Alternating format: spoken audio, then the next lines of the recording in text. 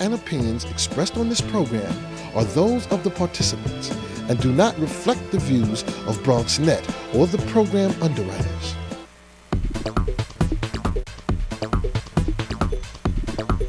BronxNet. Your voice, your views, your vision. Good morning, Bronxites, and welcome to another exciting edition of Open, the one and only show that opens the Bronx and the world to you. I'm your host, Reina Valentin, your café con leche. As always, here to help you get your day and weekend off to a great start. First up, find out what fun and entertaining events are taking place in today's Open Weekend Preview. Plus, a Jamaican-born poet, author, screenwriter, and journalist who was recently named a fellow by the North Country Institute for Writers of Color is here today to tell us about an event called Celebration of the Word. Also, a Puerto Rico native volunteer leader, educator, devoted member of her community, and Penn State University graduate is here to talk about health concerns of the community. That Bobby C is here and ready to dish out the news in this week's Sports Roundup.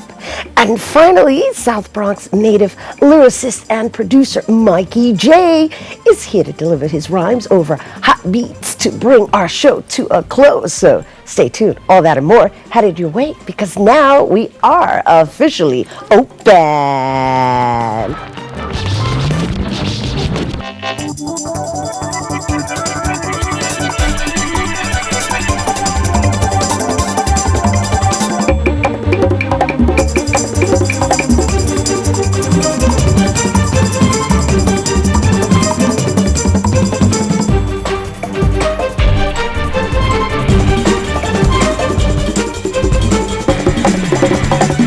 Hello and welcome once again to Open, Reina Valentin, your café con leche, every Friday, and today is Friday, June 10th, 2011, and as always, we are here to give you the best in arts, culture, sports, and entertainment.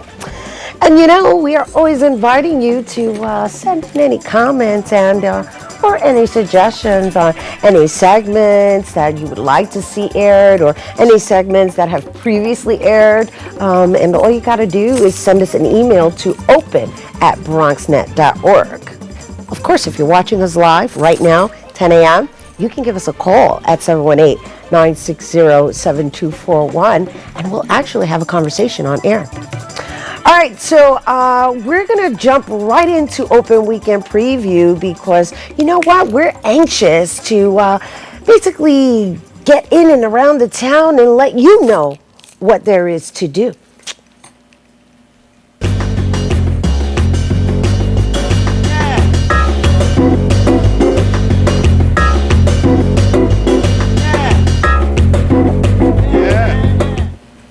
And first up, this Sunday, June 12, 2011, the biggest event and parade of the summer, the National Puerto Rican Day Parade, takes place along Fifth Avenue. That's in Manhattan, in honor of the nearly 4 million strong inhabitants of Puerto Rico and close to 4 million people of Puerto Rican heritage residing in the United States. The mission is to empower the Puerto Rican community through promoting economic development, education, social advancement, and culture. And this year they are celebrating the beauty of Puerto Rico, or I say the natural beauty of Puerto Rico.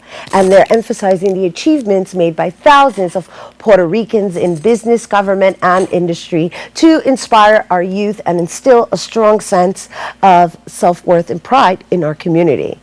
The parade starts on 44th Street and ends on 79th Street. And for more information on the National Puerto Rican Day Parade, you can go to www.nationalpuertoricandayparade.org. And that parade kicks off, I believe, at 11 a.m. on Fifth Avenue this Sunday, June 12th. And guess what? We're going to be there. That's right. National Puerto Rican Day Parade 2011 kicks off at 11 a.m. And once again, you can go to www.nationalpuertoricandayparade.org.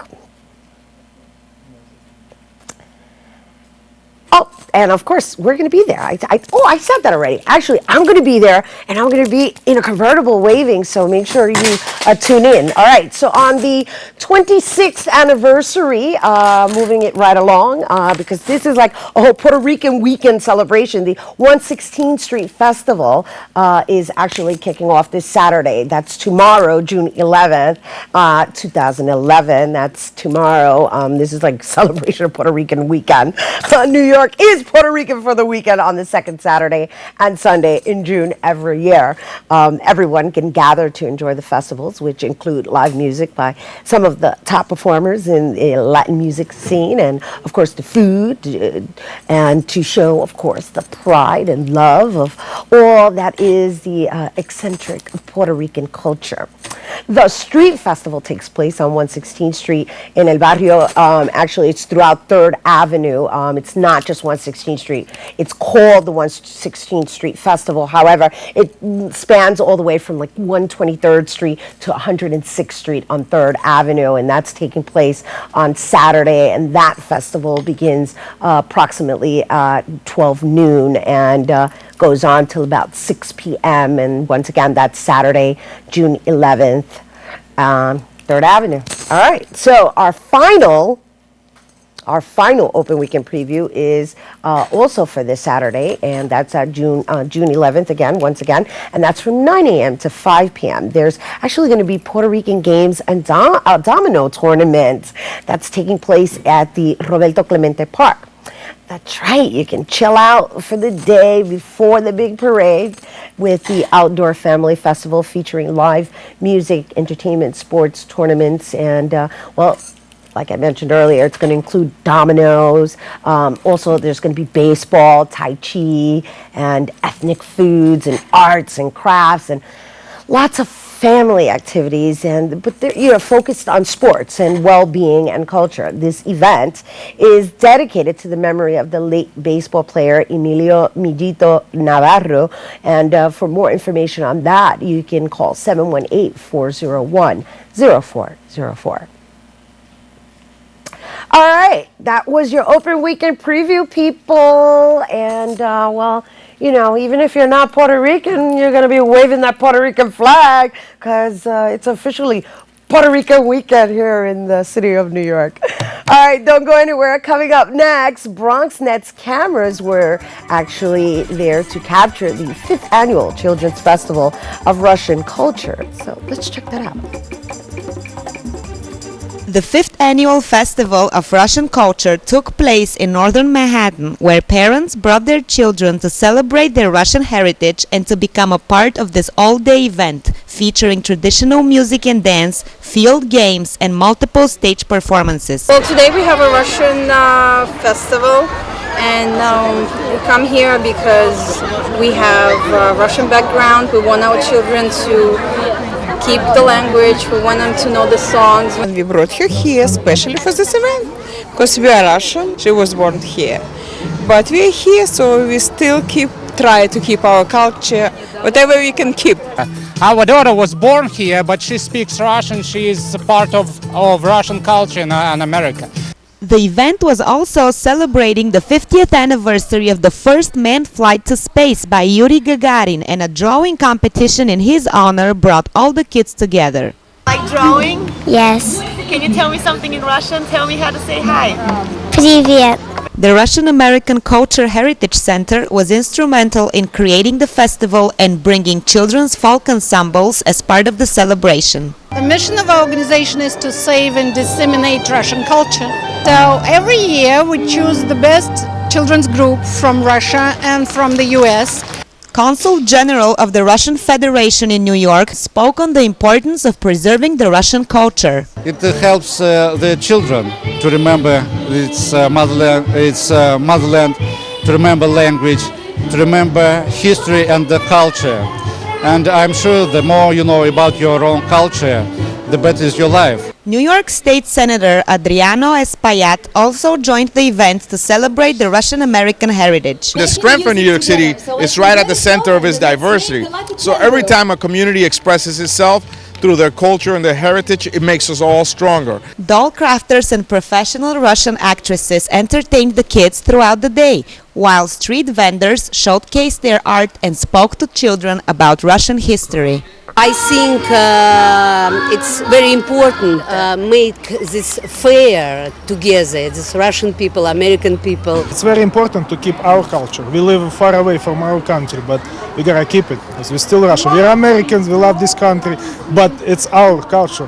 The Russian Americans are proud to be here today as part of this celebration, which brings back memories of their homeland and allows their children to learn more about their culture and preserve their Russian heritage. For BronxNet, Victoria Pavlova. Hi, and welcome back to Open. Thank you, Victoria Pavlova, for that. And we are here back in the studio. And as always, you know, we're always inviting you to join in and give us your opinion. And of course, if you're watching us live right now at 10 a.m., all you got to do is pick up that phone and give us a call at 718-960-7241. And if you're not watching us live and you're watching us later in the weekend or online, our online is open 24/7, so you can send us an email to open@bronxnet.org. Our next guest is Jamaican-born. She's Jamaican-born poet, screenwriter, and author.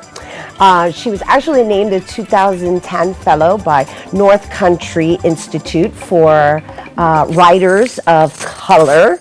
And among other achievements, her work has appeared in the Killens Review of Arts and Letters, and 2 volumes of Small Axe Salon, 2 volumes of poems on the Road to Peace, a collective tribute to Dr. King, and sometimes rhythm, sometimes blues, and young African Americans on love, relationships, sex, and the Search for Mr. Right, Afrobeat Journal, and Street Notes, cross-cultural poetics, and most recently her poetry was part of a DC-based art exhibition in the Spirit, sponsored by Caribbean in Transit Arts Journal. She is a founding poet with Poets for IED, which proceeds from their 2010 poetry chapbook for Crowns of Your Heads, in helping to rebuild.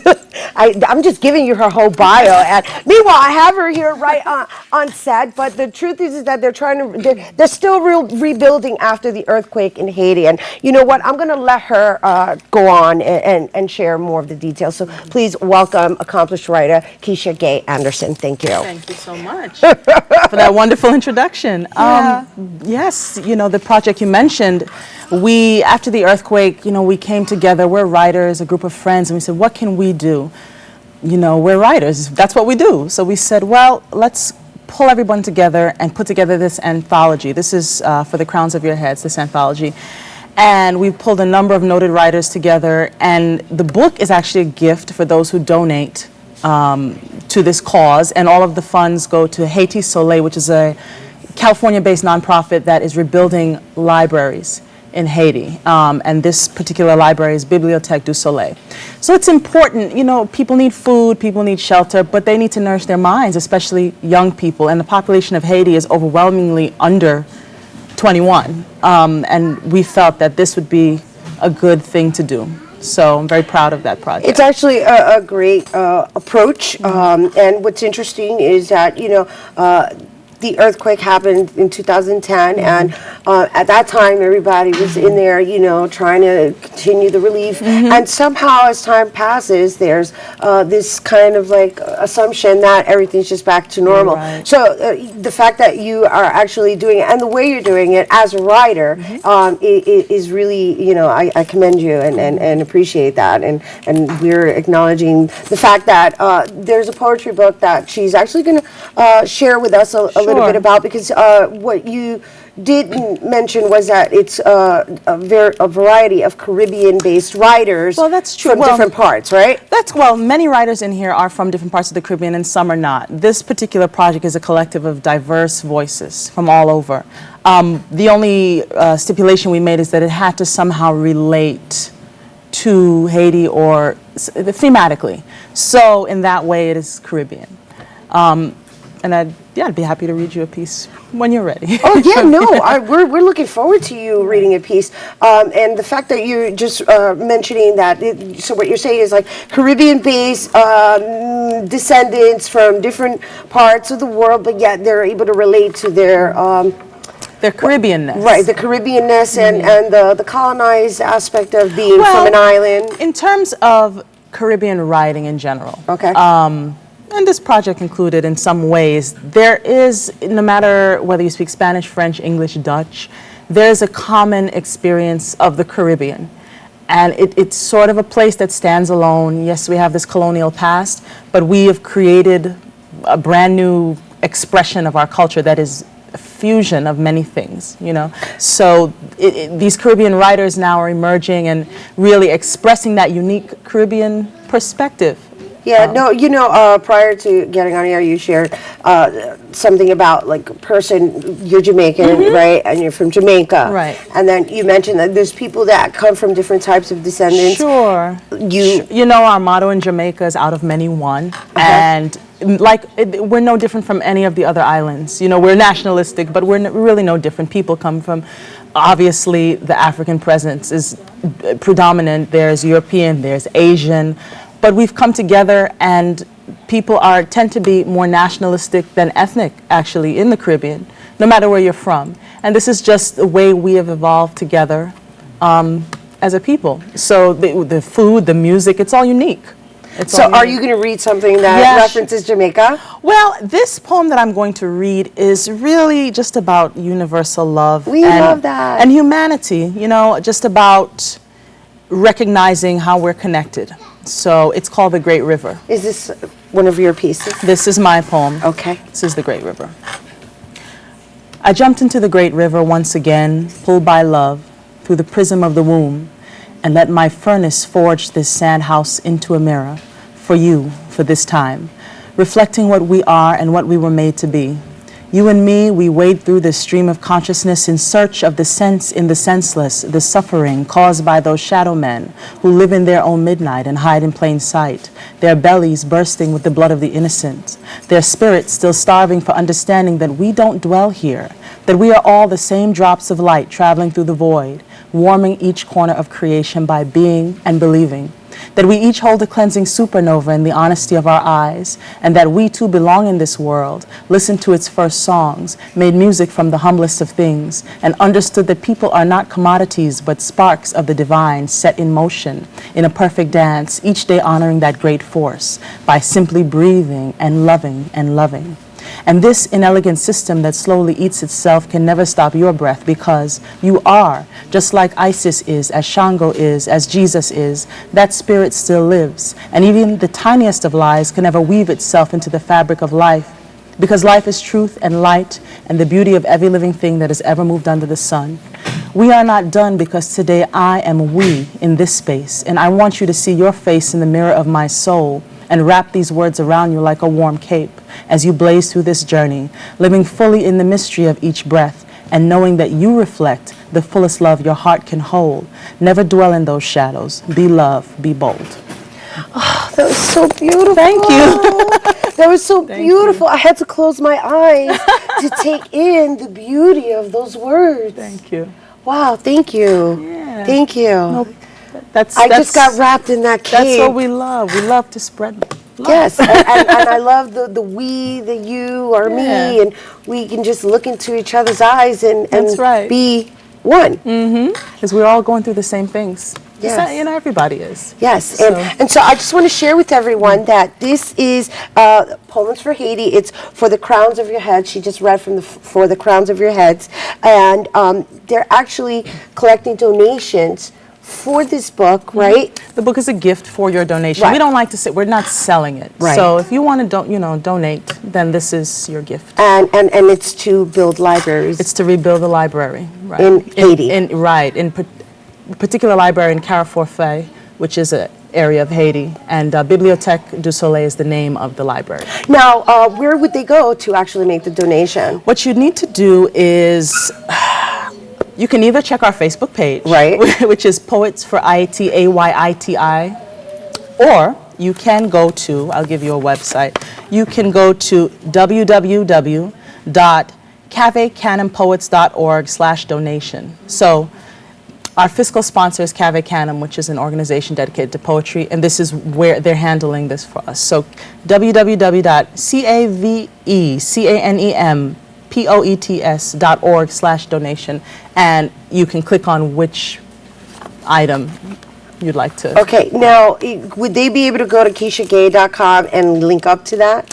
It's best if you go to the Facebook page, Okay. which is Poets for IIT, and it's AYITI, and it's that has all the information. Okay, so basically she's suggesting that you could go to Facebook and it'll simplify, yes, how you can actually get the book, which obviously she shared a little bit with us, but there's actually more poems from other writers. And you also have a performance coming up. Before we go, I just want to share where people can actually see you recite and the other writers recite live. Right. Well, there's an event. I'm actually not performing at that You're not event, performing? but I have performed in this year. There's an event Sunday at St. Francis College, 5 p.m. It's called Celebration of the Word, and there are 11 Caribbean writers from 9 countries who will be sharing their work. And I've read in that series, and I may again in the future, but this is going to be a great event. It's the 5-year anniversary of the Caribbean Cultural Theater, and they have been promoting Caribbean writers for all this time. And it's going to be great. It's at St. Francis College. It's called Celebration of the Word. And 11 writers from 9 countries. It's going to be amazing. And that's in Brooklyn, and that's actually going to be taking place between 5 and 8 p.m. That's right. Right? And that's this Sunday, June 12th. And, well, she just gave you a little taste of For the Crowns of Your Head, and that's Keisha Gay Anderson, who is actually reaching out to continue rebuilding Haiti. Haiti. You know, that's how you That's right, guys that's say a it. phonetic. Yes, right, yes, right. yes, yes. And of course, you can visit them on Facebook by going to. Let's go to our page. It's the Poems for Ayati. Yes. Ayati, but it's Ayati, not Haiti, right? Right, right. So It's- it's right. So it would be Facebook.com/Poems for AYITI. Right, right, right. All right. And that's it. Thank you. Thank you very much for having me. Thank you. You just really, I hope you guys took that in, because she just like soothed us all with this cape of love. Thank you. Great. Thank you. Absolutely. My Keisha Gay pleasure. My Anderson. pleasure. All right, don't go anywhere because we have more open coming up after this.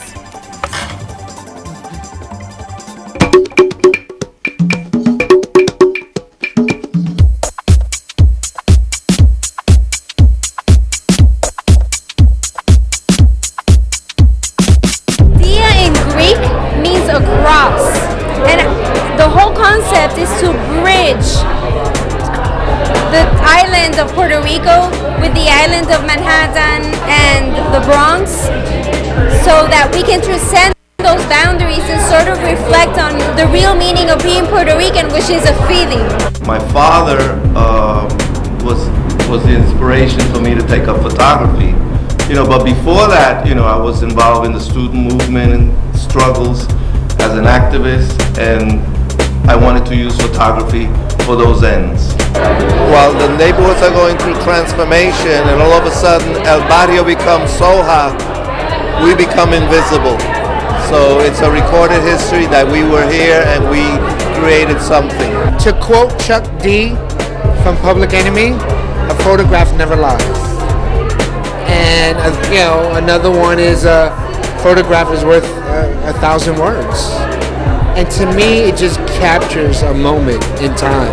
And with my photography, I like to just capture a moment. And if I'm able to transport somebody into time by looking at my photographs, I think I've done something. Me and Joe lived in the same community. Me and Joe didn't meet each other until last year. And we were literally taking photographs of the same places. And we must have been missing each other by days. So that was the kind of how loose the community was back then. I mean, the Bronx continues to be a vital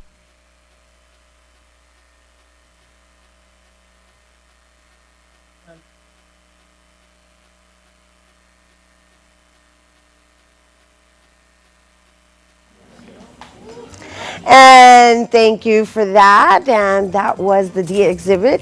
As you know, we had Joe Conzo Jr. in the studio last week, so make sure you go and check out the exhibit. We're back in studio, Rena Valentin here, and it's time to find out what's happening in the world of sports. Take it away, Bobby C.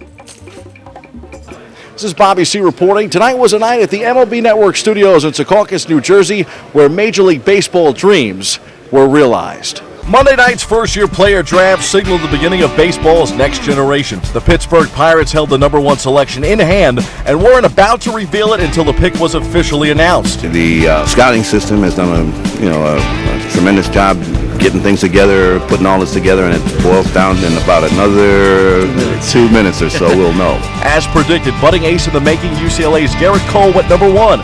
Cole was a first-round pick of the New York Yankees in 2008, but refused to listen to an offer and instead attended UCLA. Cole's teammate right-hander Trevor Bauer went third overall to the Arizona Diamondbacks. The only other time a pair of teammates went in the top three picks was in 1978, when Arizona State's Bob Horner was selected first by Atlanta, and Eubie Brooks went third to the New York Mets. The thing is, you just don't know. You know, you could talk to you blue in the face, but until they get on that field, they do it for a couple of years and see where their talent takes them.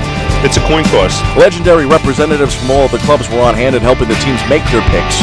Longtime scout Tom T-Bone Giordano, the former scouting director for Baltimore when they drafted a kid named Cal Ripken, said it's not easy projecting the future when it comes to America's pastime. Projectability is the big word in scouting. You know, you go see a ball player and you see the physical tools. You know, he can run, he can throw. But then we have to find out, you got to find out what's inside of his gut, you know. You got to find out what's inside of his heart, what's inside of his head. Scouts and GMs alike wish all their picks could turn out like Hall of Famer to be Roberto Alomar. I'm getting real excited. I think it's been a great journey. You know, I've been blessed by God that gave me the talent to play this game, and doing all this, and you know, to me, it's been a blessing in the sky. So I'm going to continue to have fun and enjoy every moment. If experience is key when it comes to drafting, then the Tampa Bay Rays have plenty of it on their side. Former Yankee coach Don Zimmer, who's been on a major league roster in some capacity since 1954, helped the organization in making plenty of selections. The Rays held 10 of the first 60 picks of the draft. Those guys down there in Tampa, what do they call it, the war room? They're pretty sharp, and I think we'll get them up to some good drafts. One of Zimmer's former players in Boston, Red Sox Hall of Famer Jim Rice, was delighted to be among the room of baseball royalty. It's old stories. They're just reminiscent, and it shows a lot about the game. It shows a lot about the friendship of being able to play the game of baseball and the people that you have come in contact with. I've been fortunate enough to play with a few of these guys, you know, a couple of the Hall of Famers, and just to see some of the old-time players too, man. I grew up watching Jim Rice, you know, and here he is at the table right next to me, so yeah, this is awesome. Yankees, who relinquished their first-round pick and the Rafael Soriano signing, nabbed Dante Bichette Jr. in the compensation round. He's the son of former Major League slugger Dante Bichette. The Yanks are hopeful he has as productive a career as his big league dad. You got to have a little bit of luck in these kind of drafts, you know, to hope that you get the right guy, the good character guy, the guy that's a workaholic and has tremendous desire. And if you find those guys, whether it be the first round or the 15th round, you're going to have yourself a pretty good ball player. There was only one major leaguer to be on hand, and no one summed up the experience of the draft better than Larry Green. The Georgia native, whom the Philadelphia Phillies grabbed with the 39th overall pick, was at a loss for words. It's crazy. It's dream come true because I never thought coming from a small town in Nashville I'd be somewhere like this, but right now I can't even talk right now.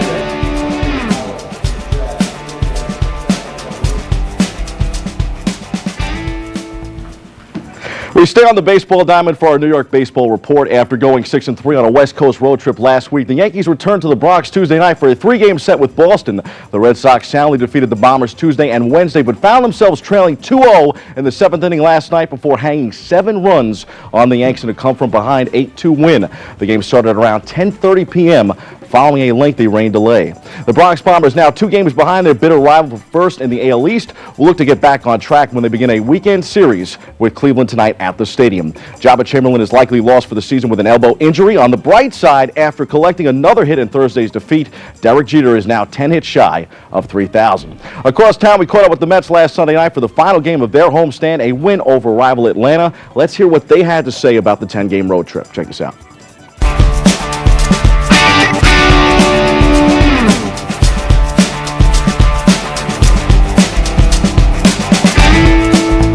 feel good, man. I mean, just looking for my pitch. If I get it, try to put my good swing on the ball. So I'm able to do that. Like I said, I'm able to do that consistent. So that's the big part. We feel like we can play. We feel like we can win ball games. We just went through that one spell earlier this homestand where we let some games get away from us, and obviously, our manager was a little upset, and he came in here and he enforced his, his feelings, and we've kind of reacted to that. We've been playing really good baseball, and hopefully this game, this win right here, can give them some momentum going on this long road trip. The Amazons took 2 of 3 in Milwaukee and will continue their travels in Pittsburgh this weekend. It's amazing how series can change in just a little over a week. Vancouver and Boston are now tied 2-2 in the Stanley Cup Finals after the Canucks began strong. Meanwhile, after falling behind 2-1 in the NBA Finals, Dallas has roared back to take a 3-2 lead over the Miami Heat. The Mavs toppled the Heat 112-103 Thursday night at home. The series shifts back to Miami for Game 6 Sunday night. As for the action from the ice, the Cup Finals continue tonight in Vancouver. Former Super Bowl hero and gun-toting convict Plaxico Burress was released from prison earlier in the week. He went from being locked in to being locked out with the NFL strife still an issue. In the meantime, players for the Giants and Jets have been conducting their own workouts. Francesca Schiavone and Rafael Nadal won the French Open, while Bronx native Donnie Walsh stepped down from his duties as GM and president of the club. Those are the headlines. Let's hit the C-list for my advice of the weekend.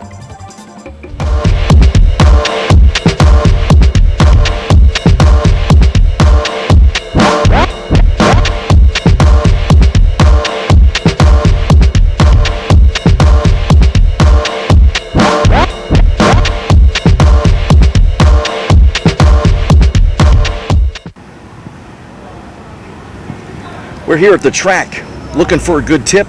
Don't miss Saturday's running of the Belmont Stakes.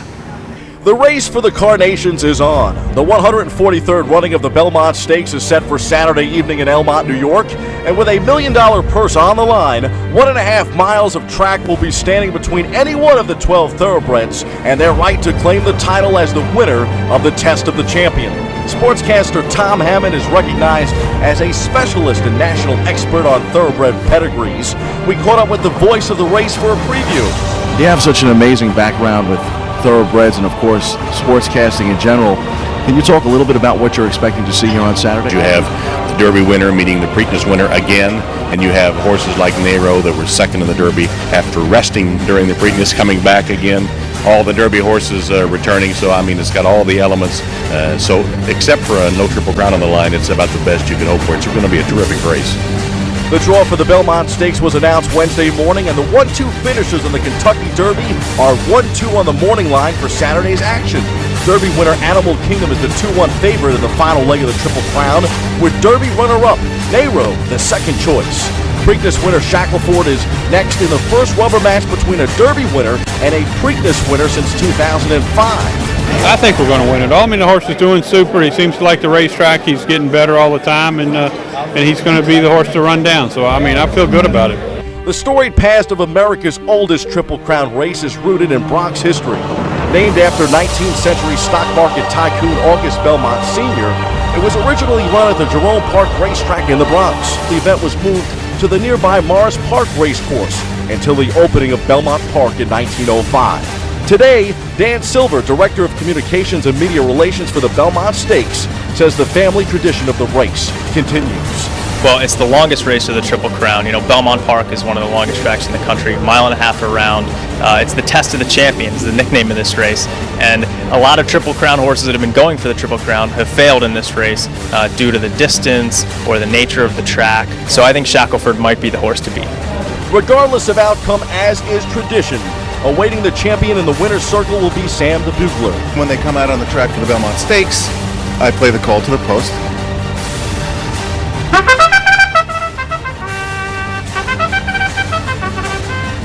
And with his call to post, let the race begin. Folks, I'm taking Stay Thirsty in Saturday's Belmont Stakes because, Rena, like my boy in the Dos Equis commercials, I am the most interesting man in the world. Stay thirsty, my friends. Stay thirsty. Stay thirsty, my friends. I'm taking Stay Thirsty. No Animal Kingdom, no Shackleford, none of that. Stay thirsty. Stay thirsty. Definitely That's not a good. favorite. That's very clever, actually. I like that. Yeah. I'm thirsty now. Yeah. We'll make sure they get your water. All Sounds right. good. Yeah. Congratulations again. Thank you. Thank you. Fantastic. Thank you for bringing that up. He's actually referring to the coronation on June 2nd, 2011. I was officially coronated La Reina del Barrio, and I thank you for congratulating me. And we just want to share with you guys, because actually Baron Ambrosia was there capturing it on behalf of BronxNet. So even though you may not have been at the coronation, we're going to give you a little taste of this memorable evening that I will never forget for the rest of my life. Please, let's take a look at the coronation of La Reina del Barrio. This is Baron Ambrosia, coming to you from the South Bronx, where tonight, a Bronx icon will have her coronation. Woman, warrior, and artist, Reina Valentine, will tonight become La Reina del Barrio. One word that I think of Reina Valentine: inspiration. Energy. Catalyst. Enduring. Empowerment. Immaculate. It's important that we encourage our leaders, and Reina Valentine is one of our leaders who opened doors for us, and she represents a positive Puerto Rican, and we need that. We lost that sense of touch of what is a puertorriqueña, and she's being honored in the coronation. Como eso es una coronación in the Bible, it means a very significant, sense that she is taking a place to represent a lot of young girls. It's a blessing. It's a blessing, a blessing, a blessing. Truly knowing, working with, learning from, chasing behind after, just getting to know spiritually. And truly, it's an honor more than anything, just to have such an awesome presence besides the Lord and my mother, and then there's Reina. Defend the Bronx. Que viva la reina, que viva. On this great June 2nd, this glorious June 2nd, we celebrate the art of Reina Valentine, her media advocacy, her work to raise awareness about domestic violence, her work with the Children's Aid Society and educating children in the arts. Reina Valentine has been part of Open on BronxNet for 5 years, and she is an arts innovator. La Reina represents queen, woman, mother, the ultimate warrior, the woman that has to fight every day just for her family, for her community, and for herself. So I am proud to say that I assisted La Reina del Barrio to be titled. The queen of our community, the queen representing us in the Puerto Rican Day Parade. El barrio is a special place, not just a physical place, it's a state of mind. It's where the history, the legacy, the heritage of the Puerto Rican experience for the last 50, 60 years, it has been El Barrio. Receive your crown because you are la reina del barrio.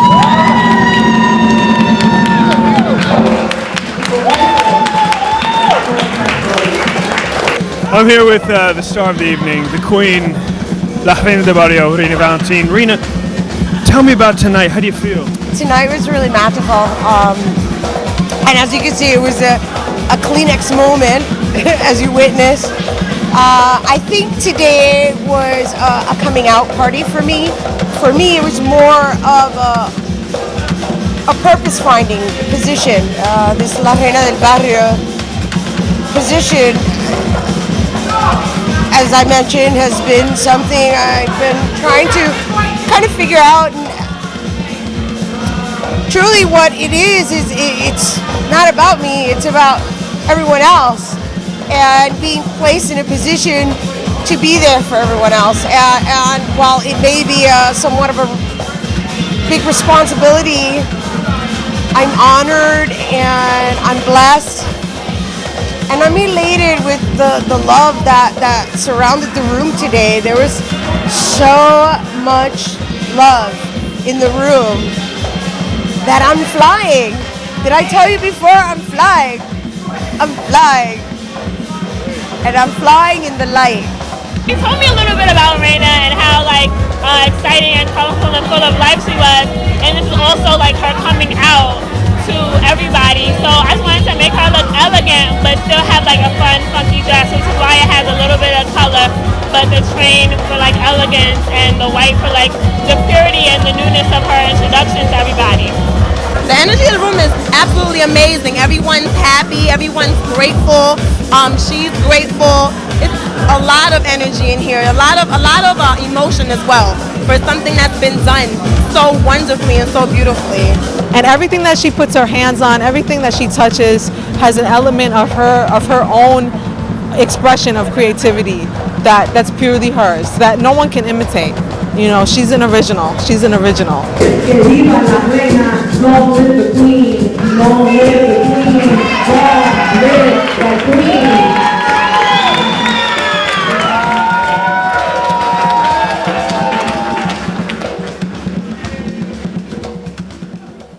Wow, it still brings tears to my eyes. Thank you to everyone. Thank you to BronxNet for making sure that moment was captured, and I hope you guys enjoyed it. Welcome back to the studio, Rena Valentin, and what you just saw was the documentation of the official coronation of La Reina del Barrio, which took place on June 2nd of 2011, and will be representing in the Puerto Rican Day Parade this Sunday. It's in correlation with them, and I will have a nice convertible, and there will be 50 people marching in the name of La Reina del Barrio. So it is truly an honor. And I'm still a little teary-eyed over the occasion. So thank you, everyone. Thank you, all of you. All right, so as I mentioned, we're back in the studio, and well, you know, it's Friday, and we recently we had the former Miss Puerto Rico of the National Puerto Rican Day Parade from 2010. She was actually in the studio a couple of weeks ago, and she was also Miss Empire State in 2009. And well, the beautiful Jennifer Velasquez is going to share with us a little bit about what that journey has been in being nominated and actually reigning the title of Miss Puerto Rico National Puerto Rican Day Parade of 2010. Let's take a look.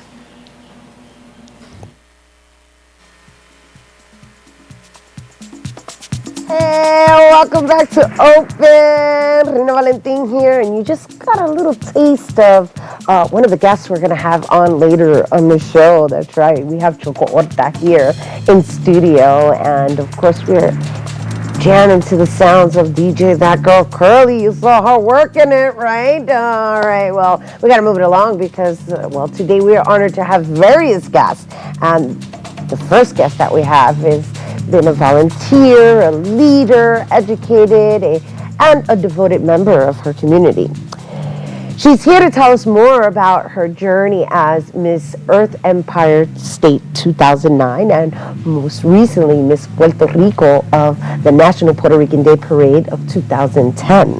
Please welcome to the show Miss Jennifer Velasquez. Hi, Rena. How are you? I'm so excited. I'm more excited than everybody else. Although it's Jennifer Velasquez. I said Vasquez, right? Yes. I meant Jennifer Velasquez. I'm sorry about that, Miss Puerto Rico. How could I?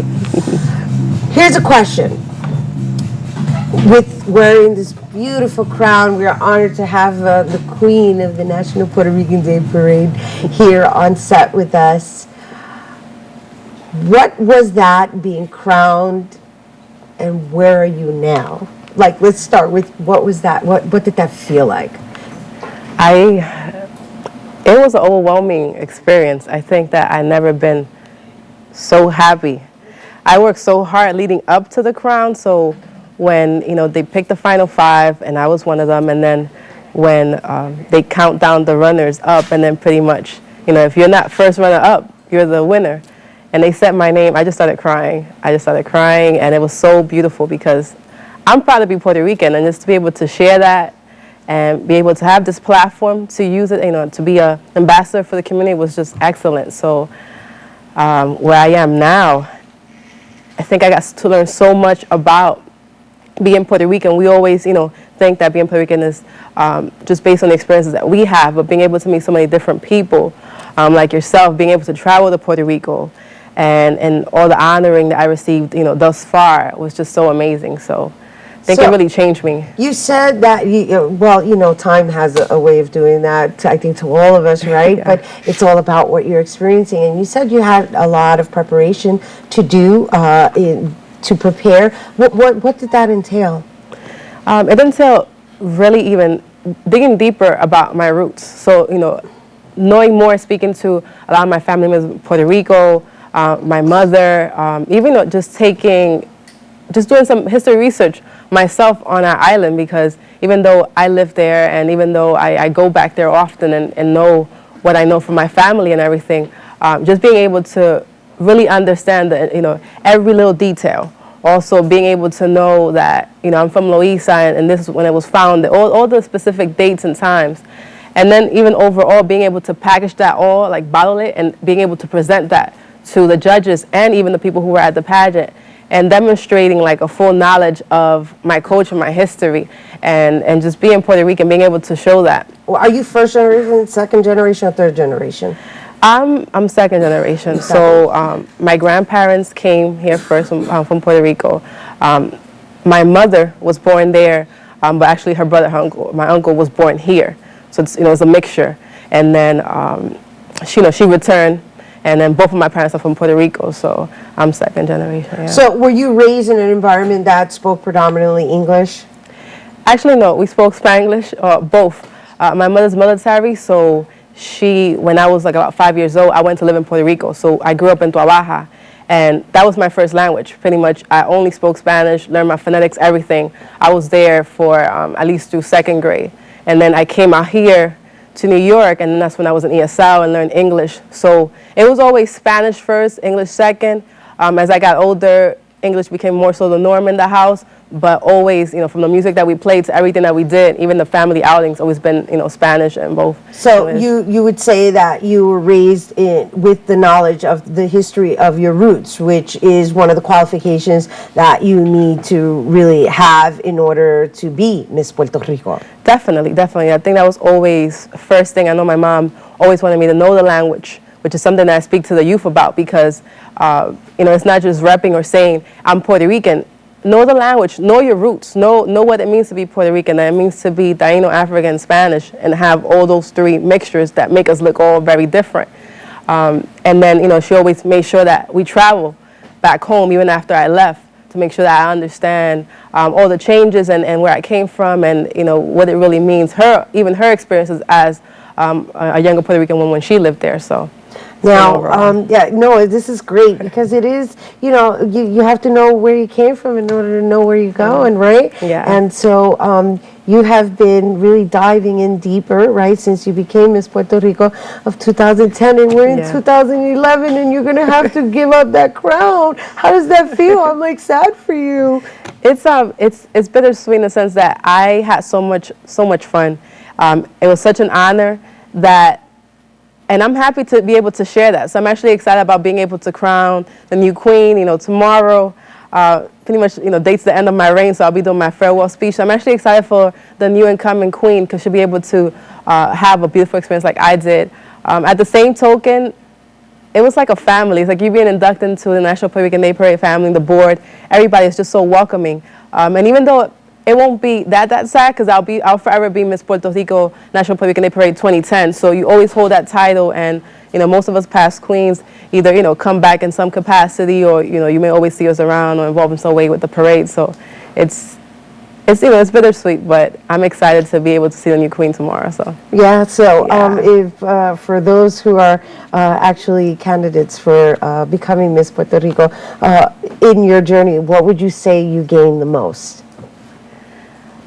I would say that for me, being able to really understand my Puerto Rican identity, because, growing up, especially being Ortegueña, sometimes, the experiences, it's marked by a few key experiences, always being asked, are you really Puerto Rican, or are you mixed, or, are both of your parents Puerto Rican? I think being able to visit Loíza, which I keep on bringing that up, but that was one of the last things I did as queens, which was we traveled to the island. and being able to You meet did a lot of people. traveling, didn't you? Yeah, being able to to meet some of the people there whose roots are closer, even closer to mine and dear to mine. So I think that Puerto Rican identity really helped me throughout, because being able to identify myself as a Puerto Rican woman, where I come from, not only being Loiseña, but also having other roots throughout the island really meant a lot to me. So I hope that the new queen gets that experience out of it if she doesn't already have that established in her own life now. Okay, so now if people wanted to go to the website to look at some images of your journey, what website would they go to? It's the National Puerto Rican Day Parade .org website. It's the overall website for the National Puerto Rican Day Parade and the board festivities, and then also there's a link on there for the pageant if there's anyone interested for next year or just knowing more about what to find. Or even going to the pageant, Yeah, right? They can actually get tickets, right? To go? Yeah, so pretty much the pageant will be tomorrow on May 28th at 3 o'clock at MS 172 in Floral Park in Queens. So they can always, you can call the National Puerto Rican Day Parade headquarters for more information about the tickets. The tickets are $25. Thank you so much, Jennifer. No problem. Thank you so much, Velasquez. Rena. All right, we're so honored to have you. Thank and you. Blessings to you and your journey, Miss Puerto Rico of the National Puerto Rican Day Parade 2010. Thank you so much. Absolutely.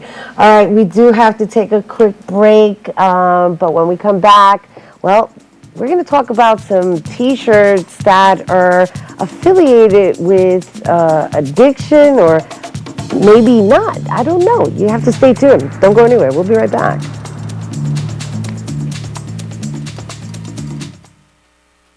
Welcome back to Open Live this Friday, June 10th. That was actually a previously recorded segment of Miss Puerto Rico 2010. And this year, I was honored to have the chance to participate as a judge in the 2011 Puerto Rican pageant. And our cameras were there to check it out. Let's take a look. While there has been much controversy with the National Puerto Rican Day Parade, this year's theme is the natural beauty of Puerto Rico. We're here with the president and chairperson, Madeline Lugo, to share a little bit about today's event.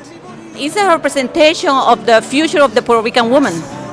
Beautiful contestants for Miss Puerto Rico 2011 showed up with the hopes of being chosen to represent their part of Puerto Rico. Part of the competition was to share the cultural component and anything that stands out the most about their cultural roots from their part of the island. Each person described their love for Puerto Rico and were required to share history about their culture. The competition was made up of questions, culture, and evening wear, culminating into a decision made by the judges. The winner, I'm so happy.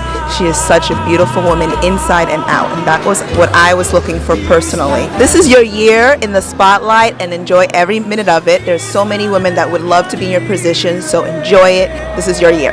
Were you happy with the winner? Yes, very much so. She was very well spoken, and she will be representing our culture, our island, and our people here in New York, as well as in Puerto Rico and all over the country. How does that feel to be Miss Puerto Rico? Well, it feels fantastic to be Miss Puerto Rico. Never in my wildest dreams did I think I'd get here, but I'm really proud, and I can't wait to wear the crown with pride and to be a great example to Puerto Rican women everywhere. This has actually been my first experience being a judge, so congratulations to the new Miss Puerto Rico 2011. I'm very glad to have been of assistance in deciding that you should reign 2011 as Miss Puerto Rico for the National Puerto Rican Day Parade. Mwah. Congratulations to Miss Frances Cruz, who is actually Miss Puerto Rico of the National Puerto Rican Day Parade 2011. And we'll see you on Sunday on 5th Avenue. And once again, welcome back to Open. Rena Valentin here. And the stage is set and the lights are up. And it is now time for our Open Artist Spotlight. The Open Artist Spotlight is made possible in part with public funds from the Bronx Council on the Arts through the New York State Council on the Arts Decentralization Program. This South Bronx native with many accolades under his belt is a lyricist and a producer with 6 Independent Music Awards, 2 Grammy nominations, and appearances on BET's 106 in Park, Freestyle Friday as a guest judge, and a producer of the week on BET's Rap City. He's produced songs including singer Nicole Ray, rapper Bone Crusher, American Idol star Kelly Clarkson, Watson, and singer Jason Fox, and that's just to name a few. In 2009, we'll give you a little taste. Mikey J signed a single deal with Universal Music Group Bongo Records for his hit song Stupid Fresh, which is currently on compilation with other artists such as Donnell Jones. He's here to perform his song, and he is now with the EMI Rap Recordings artists. Give it up for Mikey J.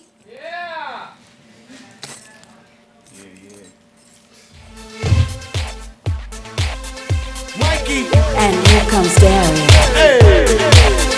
Jay, I spit it, I talk it, I straight up girl, New York it, I kick it, I walk it, it's my swag, don't fault it, got a game that's go crazy, dropping in the whip, don't drive Miss Daisy, yank it to the side, yeah, it's Mikey J, baby, I'm on the wall, call me Michael Jack, wood boy, no respect, that be that, nail it to the bone with a little Trini rap, I don't stand for the big little automatic crap, my cash goes dumb, yeah, silly stacks, you play with dollar bills while I'm counting milli racks, drops outside with the suicide doors, move through the club, make my way to the floor, commercial rap, commercial money, no hardcore. I see you walk and you talk and you do your thing. I see you smile, can't deny that you mesmerize me. I like your style, can't deny that you're making me sing. Mikey J, Mikey J, Mikey J, Mikey J. Demi suit, true religion, lose the cool, don't like pigeons. Fresh lyrics, beats of precision. Brand new track, y'all released by Christmas. Yeah, and it's just for you. Can I get a mic check 1, 2? And a scratch from the DJ on the mix. Party people in the house, that's that ish. Shrimp pasta is my favorite dish. Naughty or nice, she's still getting on my list. Dip dive, so socialize. Pin out your ears and open your eyes. Shorty is a brick house, thick old thighs. I might turn Muslim for a few more wives. My style, my cash, so greeny. Valley girls love me, they say I'm so dreamy. You walk and you talk and you do your thing. I see you smile, can't deny that you mesmerize me. I like your style, can't deny that you're making me sing. Mikey J, Mikey J, Mikey J, Mikey J. Rappers come, rappers go, and none rappers gonna match my flow. Get high, baby, get low, baby, and none rappers gonna match my dough, baby. Soon with the words, nouns and verbs. I get a different bill, girl, what you heard? I rip the north, not the south. Hammer time, girl, now turn this mother out. Body's hot as we rock, got me lost in the groove. The music's right. I'm tired. We're out of time. Mikey J, everybody. Good morning. Good morning is right. I'm so sorry. We're out of time. Yeah. It's all good though. We got a little bit of the hammer time. That's all the time we have for today's show, people. I'm so sorry. We're out of time. And of course, it's always a pleasure coming into your homes.